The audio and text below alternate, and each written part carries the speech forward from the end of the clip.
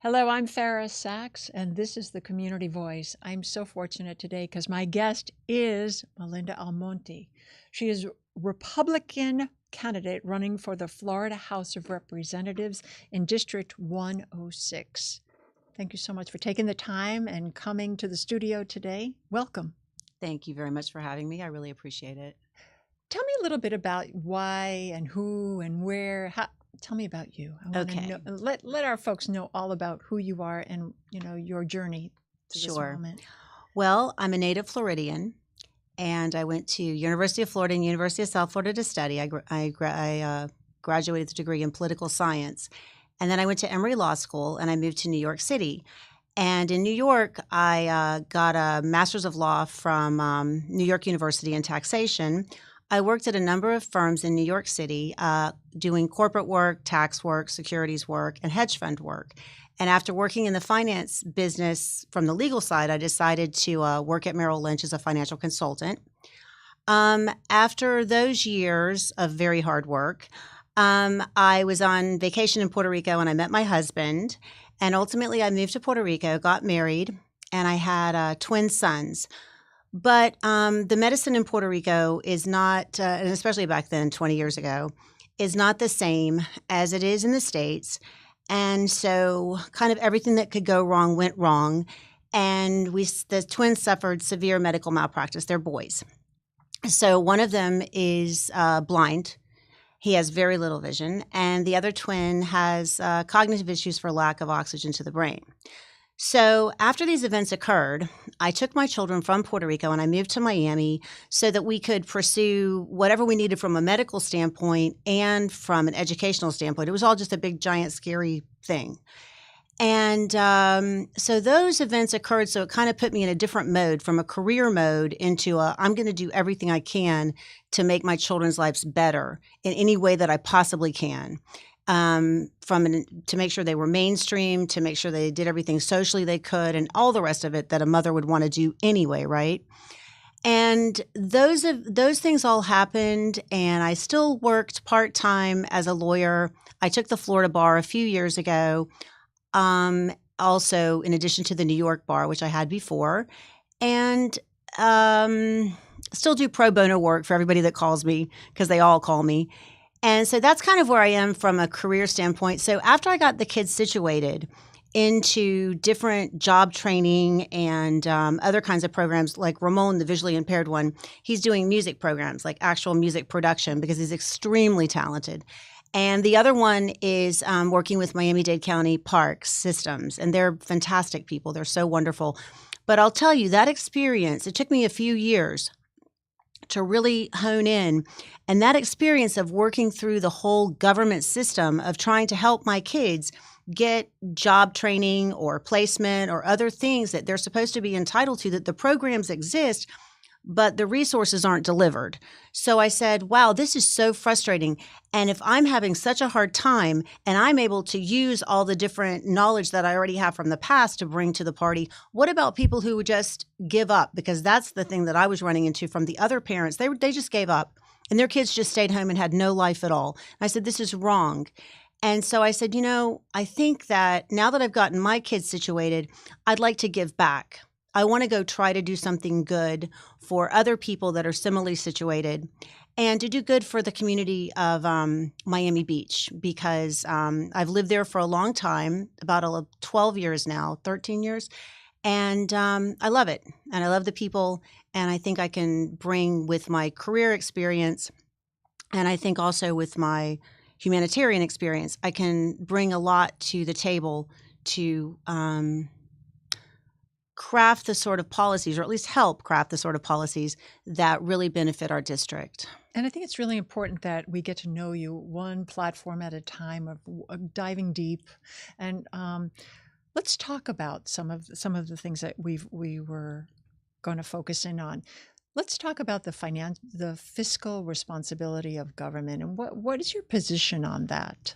Well, as a Republican, I am 100% Republican when it comes to fiscal responsibility in government. We want to avoid all waste and fraud. These things, we're spending the taxpayers' money. It's not like in Washington where, especially now, where we have a $35 trillion deficit and they act like they're just giving out candy to anybody who passes by the White House at this juncture or anyone who crosses the border illegally also, right? So I think it's very important that we are very fiscally responsible with the resources that are allocated, and also that they're allocated correctly, and that they reach the target populations, and that it's not a question of going through 50 layers of bureaucracy to reach that target population. And we see the outcomes in the populations, which is something I was talking about before with respect to the disabled, also the mentally ill, the homeless, and I can go on. Mm-hmm. So that's a big focus of mine. So that's part of the fiscal responsibility because, again, people forget there's a lot of new people that have moved to Florida, to pursue the Florida dream now, right? Because we don't really have the American dream per se anymore across the United States because of the things that have certainly happened in the last 4 years under the Biden administration. So with that being said, everyone wants to come to Florida to pursue the Florida dream, but they have to remember the Florida dream exists because of Republican fiscal responsibility, that we have no state income tax, we have no estate tax, and we run the state like a business, where the spending makes sense. And so those are very important things that I think is important for our newcomers to recognize, that if they want to pursue this Florida dream with us, then they need to hopefully vote with us. Mm.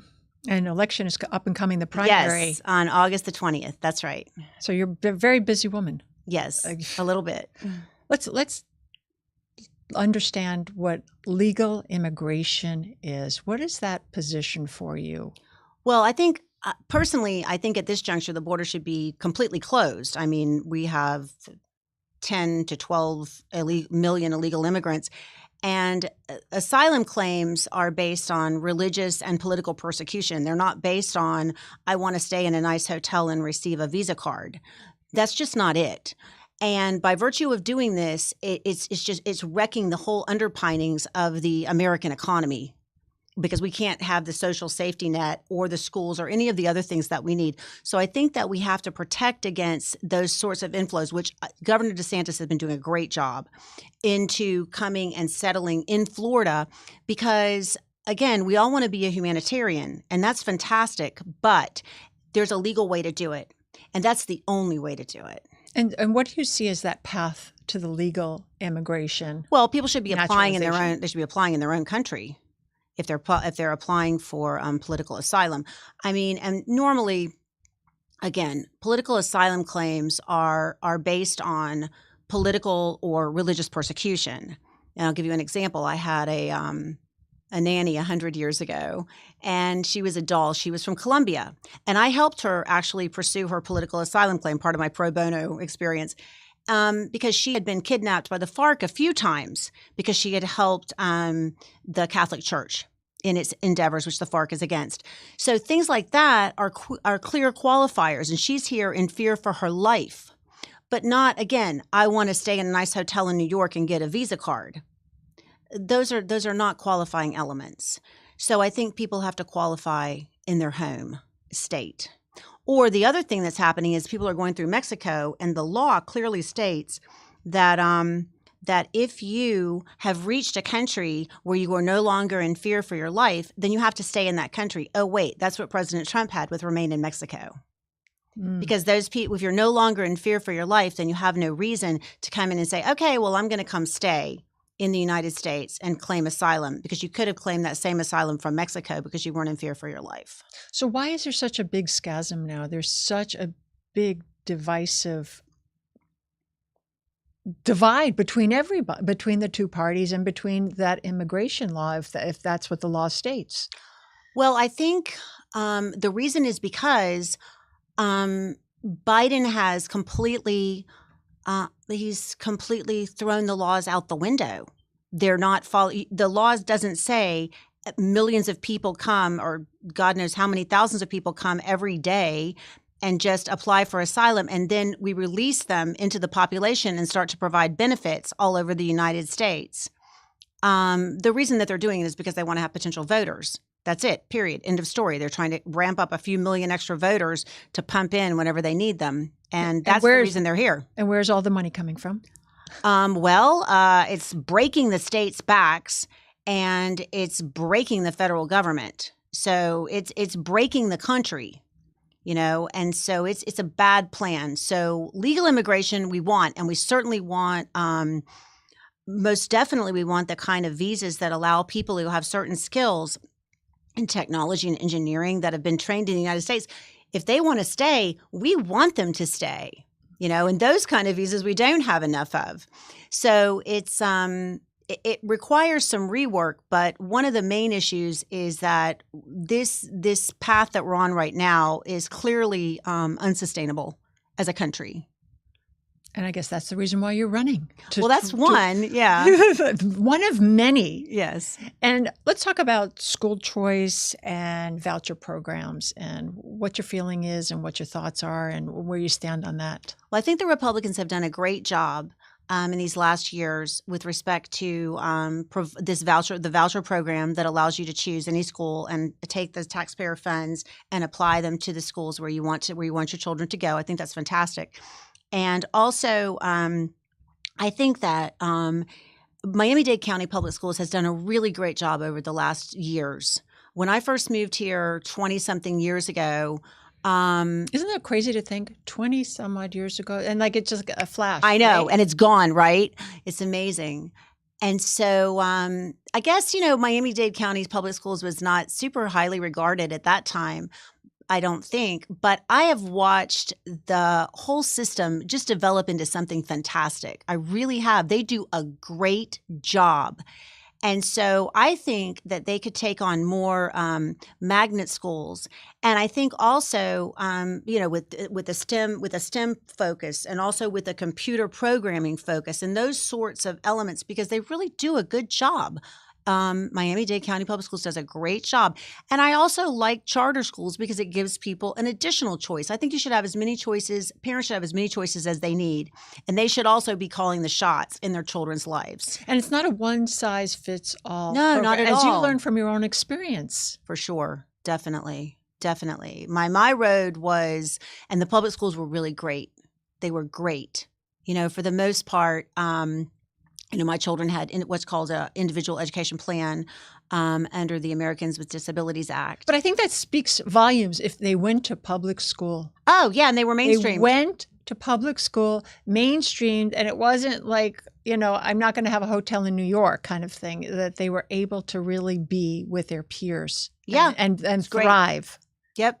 And the public school and the administrators and the teachers and everybody really backed me up.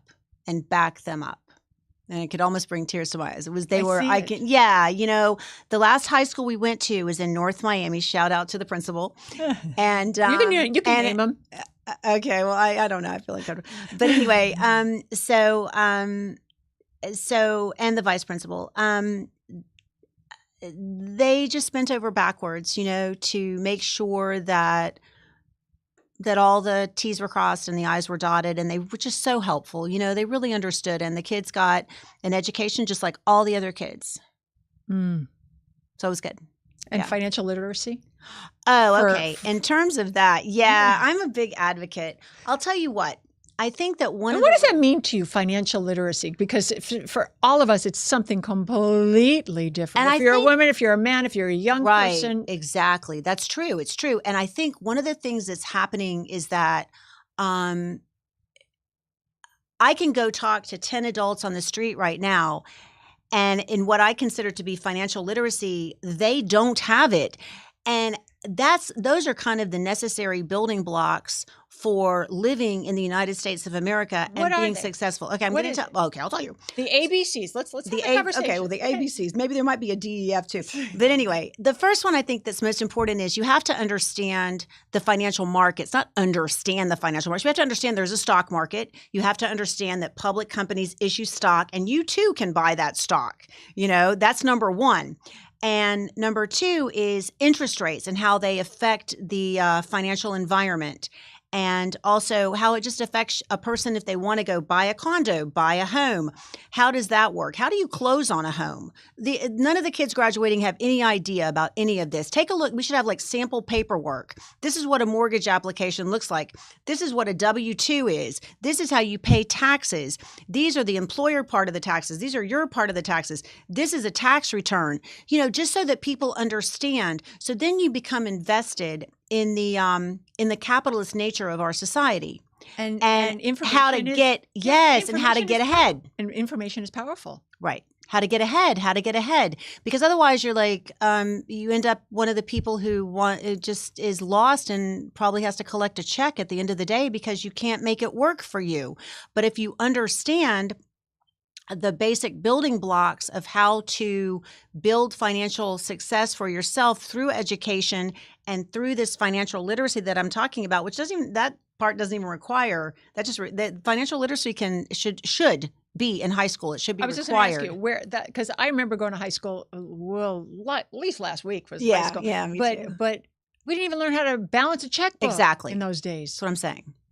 That's what I'm saying. So, and then we're supposed to understand all this other stuff as we become young adults in the world. And I think that a lot of institutions are now focusing on that they really want their kids to get out of school and like be responsible for themselves financially. If you say, you tell junior, you want to buy a exchange traded fund, and he would have no idea what you're talking about, but that's your best investment vehicle. You can put your $100 aside of your paycheck every month and put it into a ETF and have quite a nest egg by the end of the day, by the time 10 years from now, maybe that's your down payment on the house that we've learned how to purchase.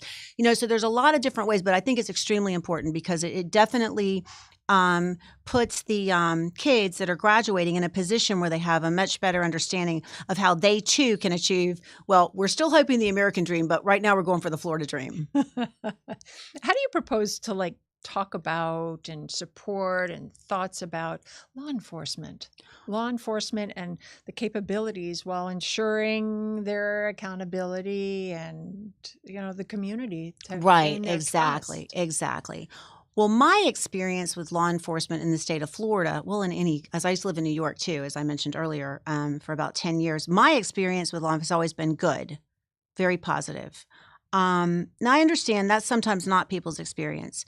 I think that the main thing that we want to focus on is that law enforcement has to have the relationship with the community. And I think we do a good job in Miami. I think law enforcement does have that relationship, and we have to continue to foster that, where the cops on the beat, so to speak, they know the community, they know the streets, they know some of the people, so we have that fostering of the relationship. And then the other part that's very important is, I'll give you an example. I heard an interview on TV recently of an illegal migrant who was part of a Venezuelan theft gang, and they break into the stores in New York. They crash through, they run over everyone, they injure people. Sometimes people get shot and killed, but that seems to be okay in New York these days. But anyway, with all that being killer because I love New York. But anyway, so they interviewed this guy. He was all covered, wasn't going to tell the truth or wasn't going to show his face. But he'll tell the truth, but he's not going to show his face because he's a coward. So he says, we do all these robberies, we steal all these things, and then we go to Florida and spend the money. We get on and so the after they sell the goods, and I guess up in New York. So the interviewer said, well, then why don't you just stay in Florida and continue your path? And the guy says, no, we'll get prosecuted and put in prison. So they go back to New York because they're not going to steal down here. And that's what I'm trying to say. You have to have the deterrence in place. And we do. And we have to have it too even though people say, and I understand, prosecuting low-level crimes like what they consider to be low-level theft crimes and things like that. If you just prosecute them as misdemeanors and you let a person say, if you have 3 misdemeanors, then things start to come your way, so to speak. You have to build in a system of deterrence. I'm not saying Susie stole the blouse and let's throw her in prison. I'm not saying that at all. No way. But I'm saying that there has to be this level of recognition that if you keep doing these acts, bad things are going to come to you. So you must stop and you must understand that there is accountability for these actions. Good. Reproductive freedom for women. Well, We've talked about this a lot. I know this is I think everybody in Florida has talked about this a lot, right? Lately. I'll tell you what. And talk about that, what that really means. What that really means. Because, there's been a lot of misinformation about that and how we as women can take control of our bodies. That really is the key sentence, isn't it? That really is the key sentence. I'm no, pro-abortion advocate. But with that being said, the key sentence is control of our bodies, right? And as Republicans, or as a Republican, I should say, one of the guiding principles of the Republican Party is liberty and freedom from government. So it's a confusing message to say that somehow we have this limit in place regarding 6 weeks after you can't have an abortion after 6 weeks. First of all, most women don't know they're pregnant after 6 weeks. Number one, we all know that. And number two, it's too restrictive. Here's the situation as I view it. We live in a representative democracy. We're supposed to represent our constituents, and the majority of the constituents do not agree with a 6-week ban or a 6-week limit, or whatever you want to call it. And it doesn't matter what the exceptions are because, again, 6 weeks is too early to even know if you're necessarily pregnant and to make those kind of truly life-altering decisions, whether I want to have this child at this time. And so I understand the pro-life position 100%, and I believe that they should definitely take the resources that they have and allocate more resources to these pregnant mothers to say, hey, you know what, we're going to help you after the children are born if that's your decision to keep the child. But I don't believe that at this juncture we can be telling people that they can't have an abortion after 6 weeks. And I think, we'll see what happens with the referendum that's on the ballot coming up. That's a viability standard. Some people think that's a bridge too far. At this point, we have so many balls in the air, but one thing I know for sure is that 6 weeks doesn't work. This I know. And again, as the party of liberty and choice, we're going to have to make these medical decisions for ourselves. I know plenty of women, and I know you do too, who have had all sorts of complications later in pregnancy where the baby is not viable. And had they been forced to carry that baby to term in any way, or maybe the baby could have potentially, but they would have maybe not been able to have children again in their lifetime.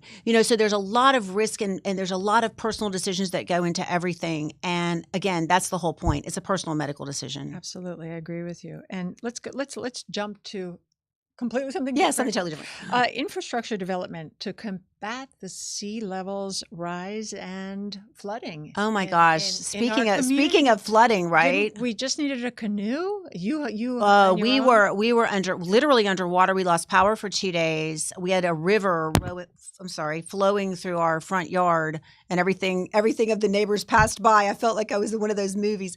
But anyway, and it's something that you see on the news, and you think, oh, that's right, and it really is. It really is. It really happened. I had to call the police at the front gate to come rescue me from my own home because I couldn't get out because my car was not a big, giant, tall Jeep thing. So what's some of the answers? What do we need to do? Well, we have to have definitely the infrastructure that we've been putting into place. Okay, so obviously that's not adequate, is it, in terms of combating the sea level rising?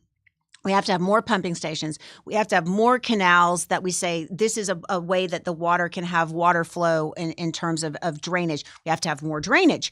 So there's a lot of different, I know we're going down that path. I know they've started a statewide program to have people submit, the different cities and counties submit what their plans would be and what their needs are. But I think again, we don't want to make sure we don't get bogged down in the bureaucracy on this. These are things that definitely local level can say, this is where we are and these are our problems. State of Florida, please, let's, as I like to say, let's rock and roll. Let's do this, And so those are things that we need to have, as last week showed us, a little bit more presence of response at this juncture, moving forward with a little bit more pressure, I would say, I would think, after being underwater. Absolutely. Yeah. If I've fallen, I can't get out of my house. Exactly. I mean, can you? no, but seriously, could you imagine? I mean, the elderly people, I mean, crazy. I can't imagine. So. Absolutely. And your district is where? The beach. Yes. This is the coastal area. I mean, we were the worst hit. Crazy in this day and age, right? Yeah. And I know this next topic is very top of your thoughts and in your feelings and in your heart is your full support of Israel and anti-Semitic rhetoric in the States and in the world with our kids, with the college campuses. What is going on, and what do you think you would like to tell the audience how your stance is on this? Well, I mean, I'm in shock. I think we're all in shock, right? I mean, I'm in shock about the events that have occurred. I'm in shock about what's happened on October 7th. I was in shock after that happened, like the world was in shock. But then I was even more in shock by the United States response and the college kids who have no idea what they're talking about on campuses protesting against Israel and the Jewish community. That is ridiculous. Israel's trying to defend itself. Tomorrow, the war is over if Hamas just puts down its arms. It's done. That's it. So the point of the matter is that we can't allow this anti-Semitic rhetoric and this kind of speech. People talk about the First Amendment. Oh, they have to be able to protest because of the First Amendment. But that's not true. There's a line to the First Amendment, like there's a line to everything in life that we all learned when we were small. And the line is, for the First Amendment anyway, that if you're using hate speech that incites violence, then it's not protected by the First Amendment. And I would argue every day of the week and twice on Sunday, that's exactly what we were seeing across New York and California. But we didn't allow that sort of thing to really happen in Florida. And I think that that is the stance that we must always continue to take, because it shows that we stand with the Jewish people and we stand with Israel, our best ally in the Middle East, who's done nothing wrong except trying to prevent its own existential destruction. It's unbelievable. I must tell you that as a Jewish woman, I've actually seen such an outpour of support and love from our community and its leaders that are not Jewish, and but it's beautiful to see, and it's a community presence together, and I'm so glad that the colleges have not stood for it in Florida. So I'm so glad that is happening for our community and with the love of others.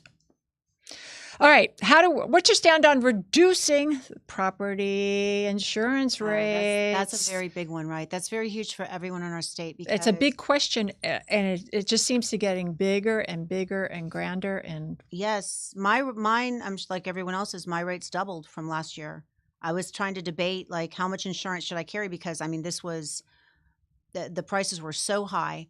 But I'll tell you what, in 2022, the Republican-led legislature, thank them very much, did pass a number of laws to reduce the abuse of the court systems and this basically needless litigation and unfair litigation against and I'm not trying to say the insurance companies are so fantastic every day of the week, but what was happening was, I'll give you a stat. In 2020, 79% of the litigation nationwide against insurance companies was in Florida. 79%. So think about that for a second. 79% of all the litigation that is brought against insurance companies regarding property insurance is in the state of Florida. Okay. Now, 9% of all the claims were actually generated in Florida.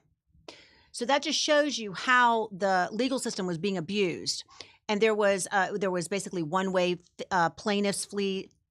fees that allowed any plaintiff, if there was $1 in discrepancy over the policy limit, that they ultimately got rewarded in a court to get plaintiff's fees.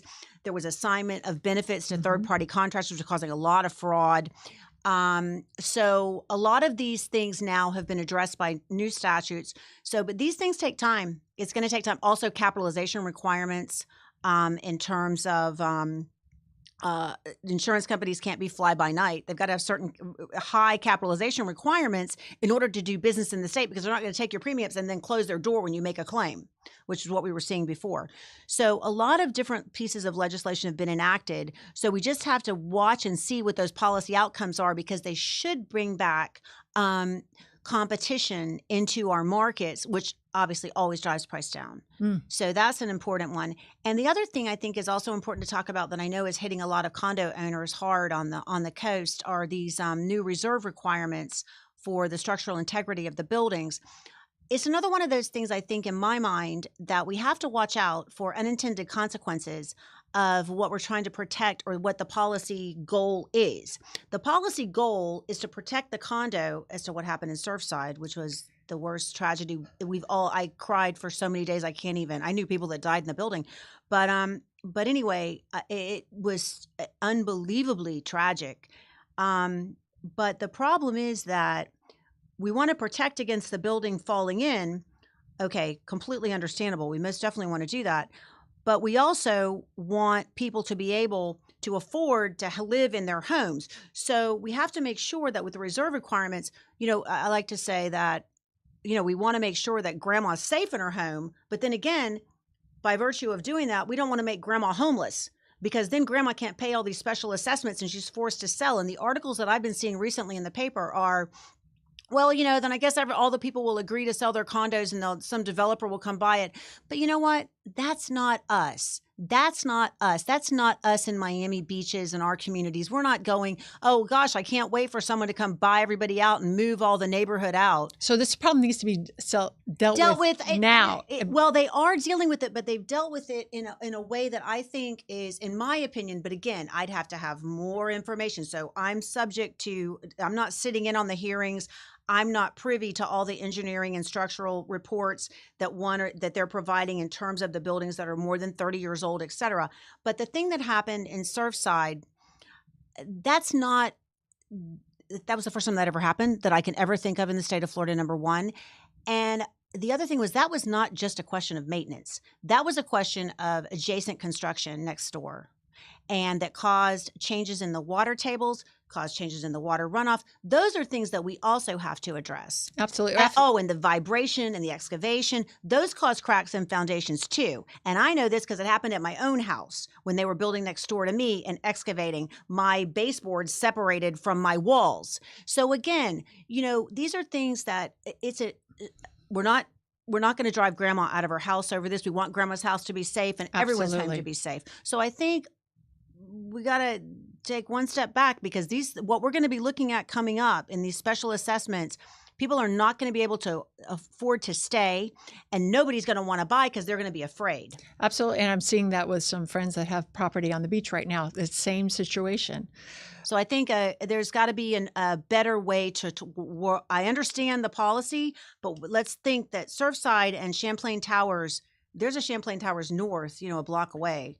It's totally structurally sound. It was built at the same time by the same architect and the same developer. Right. So we got to think that possibly there's other factors at work that caused the South Tower to collapse.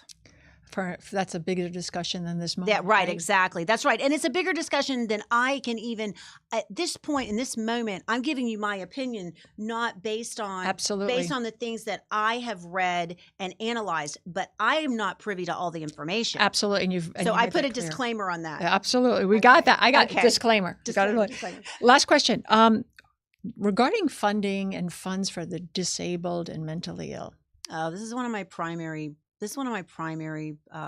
platforms, really, to be honest. And I know that seems a little not like your typical politician, but it is definitely my top priority. But that gives you the human factor, and that gives you the heart that our viewers and the voters want to connect with, Melinda. Well, I hope so, because I hope in this regard, because now I'm going to cry, you know how I am. I hope so, because I'll tell you what. My guys are great, and they went through a lot of stuff, a lot of medical malpractice, a lot of bad stuff for sure, but they're great, and they really have a lot to contribute to the community. And so do so many other disabled people. They want to work, they want to have jobs, they want to have, a lot of them need supportive housing. And as I think I may have mentioned to you at some point in time, my sister is, which I guess I just say this when I guess people aren't supposed to divulge these kind of personal things, but regardless, I'm going to do it because I think for the benefit of others. My sister has schizophrenia. She's very ill. She's very severe case of schizophrenia. And I have been responsible for her for about 10 years since my parents moved away from Jacksonville. They moved to California. Oh, poor California. But anyway, so I went and picked her up in Jacksonville. She was homeless because she wasn't on her medication. And that's what happens to mentally ill people off their medication. They end up homeless. And so people can't complain about homeless people and, oh, look at all these homeless people. Well, a lot of them are mentally ill. And if they could get the treatment, and it's not the Baker Act to roll them into a hospital for 72 hours and kick them back out to the street. That doesn't do anything. They need supported housing where they agree to take their medication and they need the kind of monitoring. And then they can maybe get a job. Maybe they can contribute to the community in some of their volunteer capacity. But the funds exist. I've been reading about these record funds that have been allocated for these purposes, but they're not allocated in a way that truly gets to the population on the levels that I'm talking about that make a difference. My sister can go to counseling for hours and hours. It's all paid for, yay, by the new programs. But where does she go home to? So, and the same thing with the disabled. So I believe the funds are there. The money's there. Mm-hmm. It's just a question of not feeding the bureaucracy. It's a question of taking it down to the level of the people that need the funds. And I'll tell you, I was talking to somebody yesterday who does an adult education kind of program for the disabled out of Miami-Dade County Public Schools, and I'm praising them again. But anyway, she said to me, she goes, so right now we're trying to hook up some different internships and kinds of job training programs for these young adult people who have some disabilities but have the capability to work. And I said, gosh, I said, Carmen, I said, that's my top priority. It's one of my top heartstrings, so to speak. And I said, you know what? She and I were just spitballing. And I said, you know what might be amazing is if Dade County Public Schools, because they're taking these kids up from the pre-kindergarten, and so they know the kids, they know them as young adults. If they were able to have funds come to Dade County Public Schools to run these kind of internship and volunteer and job training programs, as opposed to going through the state's vocational rehabilitation and having them farmed out to third-party vendors. They're called vendors because they make money. The plan would be to bring it down to a level with the people who are not in it for any particular reason, but are in it to serve the population. And so I think if we had a look on the levels of accountability of where we're getting the resources delivered and where we're not getting the resources delivered and reallocate, then not talking about spending any more money, then I think we would be able to bring that home in a lot better way for those populations. I'm glad you're running. Thank you. Anything you want to share with the audience in the last 30 seconds? I'm running because this may sound corny, but I'm running to do good. I'm running to do good. And I'm running to bring the integrity, especially back to this particular district house seat, that we deserve, and the qualifications and the quality. And these things I want to bring to the table, because hard work and integrity are the way that I was raised and the way that I've lived my life. So I hope that I can make a difference for everyone that lives in the Miami beaches. Beautiful. Thank you very Melinda much. Almonte, thank you so much. No, thank you very much. District 106. We look forward to great things, and please come back and visit us again, and good luck with the upcoming primary. Thank you. And thank you very much. And thank you for joining us. I'm Fara Sax. Until next time, take care of yourself.